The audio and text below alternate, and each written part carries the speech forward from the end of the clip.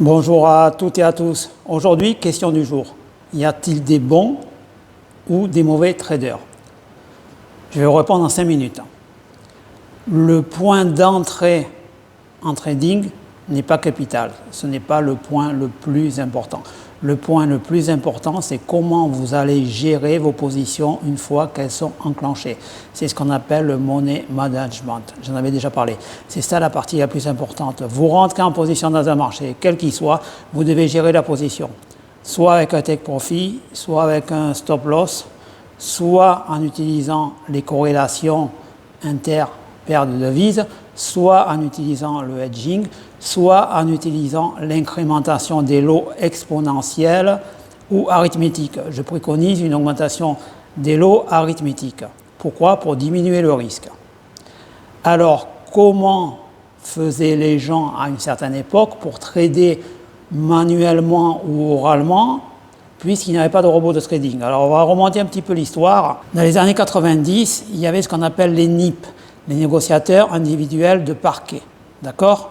Ils se trouvaient sur le parquet, sur le floor, à la Bourse de Paris. J'étais même allé les voir.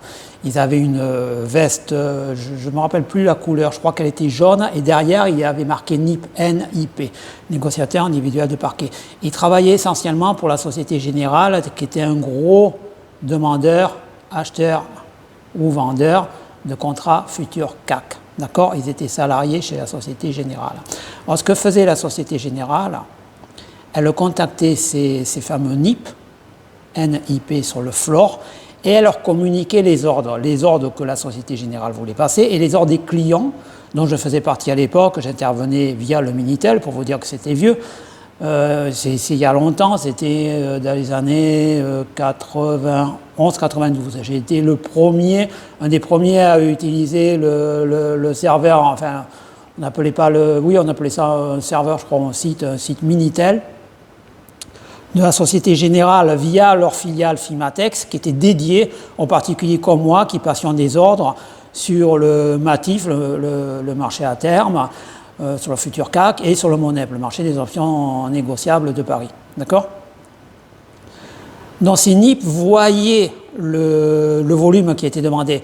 Donc par exemple, quand on recevait un ordre d'achat de la Société Générale leur disait « Je veux que tu te positionnes acheteur sur le contrat futur CAC à 2000 points », on parle en points sur les futurs, en pips sur le Forex, tu te positionnes acheteur sur 2000, quand le marché est à 1990, 1991 qui montait, ils se positionnaient acheteurs également pour leur propre compte, parce ils pouvaient négocier pour leur compte propre, pour eux personnellement, parce qu'ils savaient que le marché allait décaler légèrement vers le haut. Vu le volume qui était demandé par la Société Générale, le marché allait faire un petit bond au-dessus.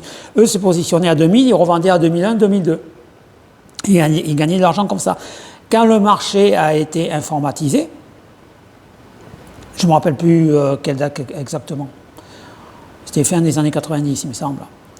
Les NIP ont disparu, il n'y a plus besoin d'eux, il n'y a plus personne sur le floor, sur le parquet. Les ordres ne se faisaient plus à la criée, vous savez, avec les gestes là. C'était fini. C'était cotation électronique par Euronext. Donc, ils sont devenus négociateurs, ils sont passés du statut de négociateur individuel de parquet à NCP, négociateurs de compte propre. Ils géraient leur propre argent. Mais comme ils n'avaient plus accès au volume, ils étaient à la limite du délit d'initié d'ailleurs. Hein. Bon, ça passait à l'époque, maintenant ça ne passerait plus. Ben, ils se sont mis à perdre de l'argent tout simplement. Et les NCP, les anciens NIP qui étaient devenus NCP ont pratiquement disparu. Donc vous voyez, autant ils étaient bons traders parce qu'ils avaient accès à certaines informations, autant ils sont devenus mauvais traders parce qu'ils n'avaient plus accès aux informations. Alors vous allez me dire, oui mais Philippe, par exemple sur les plateformes CQG, que j'ai testé d'ailleurs, tu as accès en temps réel au volume sur le marché du futur CAC. Oui, mais le problème, c'est, je vous en avais déjà parlé, le spoofing. C'est le spoofing. Alors qu'est-ce que le spoofing? Ce sont des robots dédiés à manipuler le carnet d'ordre. C'est-à-dire vous voyez le carnet d'ordre, vous vous connectez par hasard sur CQG. Vous voyez le carnet d'ordre. Le même exemple, le futur CAC par exemple à 3000, allez, à 3000, vous voyez qu'il y a 1000 ordres acheteurs à 3000 et le marché cote 2992. Vous voyez qu'il monte 13, 14, vous vous dites ça va monter. Ben non, parce qu'en fait, les ordres, le gros paquet d'ordres que vous voyez, c'est du spoofing, c'est-à-dire c'est un robot qui l'a envoyé, et au moment où vous allez vous passez votre ordre d'acheteur, le carnet d'ordre va se vider, les ordres vont disparaître petit à petit. En fait, c'est la manipulation au carnet d'ordre. Le trading au carnet d'ordre s'appelle le tape trading. Alors, il y a beaucoup de légendes là-dessus, on a parlé d'une certaine personne dont le pseudo était Dupe, D-O-U-P, qui aurait fait fortune au carnet d'ordre, c'est totalement faux. J'ai investigué sur ce gars-là, j'ai un peu fouiné, c'est bidon, c'est bidon. C'est totalement bidon, c'est faux, je vous le garantis. Alors pour savoir, pour clôturer le débat, y a-t-il un bon ou un mauvais trader, ça ne veut rien dire en fait. Premièrement, il y a des gens qui utilisent des robots de trading. Eux sont considérés comme bons. C'est un peu comme l'histoire au Moyen-Âge où quand on a inventé l'arbalète. Vous connaissez cette histoire. Les chevaliers ont refusé d'utiliser l'arbalète. Certains ont refusé, ils ont dit non, le combat doit se faire au corps à corps. Ils avaient des épées de 7 kilos, ils se massacraient allègrement à coups d'épée. Un petit malin a créé l'arbalète et ça a complètement changé la donne. C'est-à-dire, un petit gars qui pesait 50 kilos prenait une arbalète, il tuait un mec qui faisait 2 mètres de haut et un viking, quoi, et 120 kilos. Ça a modifié totalement la donne n'était plus la même. C'est exactement pareil pour le trading. Si vous ne savez pas coder, si vous ne savez pas utiliser un robot de trading, arrêtez tout. Arrêtez tout. Quand vous voyez des pseudo-professionnels qui vous disent qu'ils tradent à la main, ben c'est l'équivalent du chevalier qui se bat avec son épée de 7 kg contre une arbalète. Ridicule. Voilà. Pourquoi ?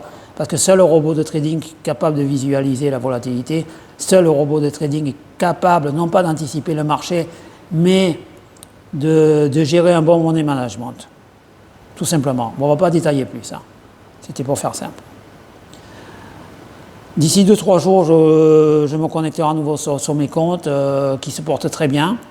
Au sujet des comptes de trading, comme je vous l'ai dit, si vous voulez suivre un compte, la base, c'est suivre un compte qui a 5 ans d'ancienneté.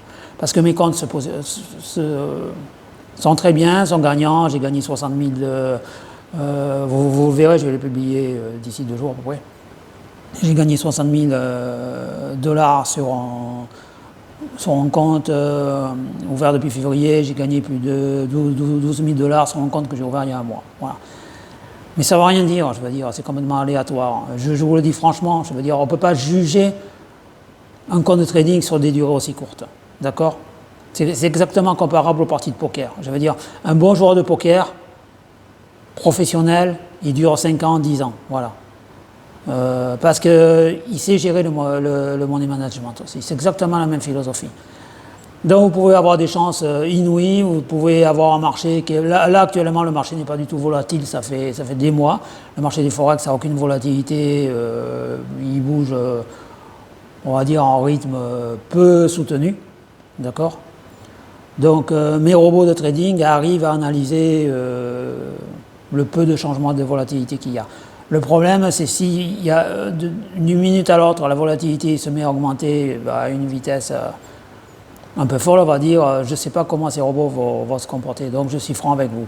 Donc, quand vous voulez suivre un compte de trading, assurez-vous que la personne publie toutes les opérations sur 5 ans, toutes les opérations, pas de blabla, publication, point barre. N'écoutez pas les bonimenteurs, je vous le dis, je vous le redis, et surtout, placez que l'argent que vous pouvez perdre. Considérez que l'argent que vous placez dans le trading Forex ou futur CAC ou notionnel ou enfin marché dérivé est perdu. Vous en faites le deuil dès que vous ouvrez le compte en banque. Vous en faites le deuil, vous n'y pensez plus. Si par chance vous arrivez à doubler votre compte, comme je l'ai fait en direct avec vous, je veux dire, enfin en direct, je vous ai publié mes comptes, si vous arrivez à doubler le compte, vous récupérez votre mise de départ et là, vous la replacez en banque et vous spéculez uniquement sur le gain. Voilà, c'est la base. Le reste, l'analyse technique, l'analyse graphique, tous ces trucs, vous savez, c'est un peu comme au Moyen-Âge quand les gens vous disaient j'ai vu une licorne ou j'ai vu un farfadet. Hein. Ils avaient vraiment vu, mais c'était une mauvaise interprétation. Donc les gens qui interprètent le passé avec des indicateurs ou des graphes pour prédire le futur, on est dans la sorcellerie imaginative du Moyen-Âge. Hein. C'était la vieille sorcière avec le nez tordu qui vous disait tu auras un enfant dans 3 ans, quoi. C'est aussi ridicule. Hein. Voilà, jeter des herbes dans un chaudron. Ouais, je vois le futur, ben c'est exactement aussi bête. C'est la même version. Je veux dire, on a remplacé les licornes, les farfadets, les sorcières et les prévisions par l'analyse technique et l'analyse graphique. Voilà. Moi, je vous donne, c'est même pas mon opinion, ce sont les faits. Après, si vous ne me croyez pas, si vous êtes plus intelligent, il n'y a pas de souci. Publiez vos comptes, j'attends. Et puis on pourra discuter. Voilà. Merci beaucoup et puis à la prochaine fois.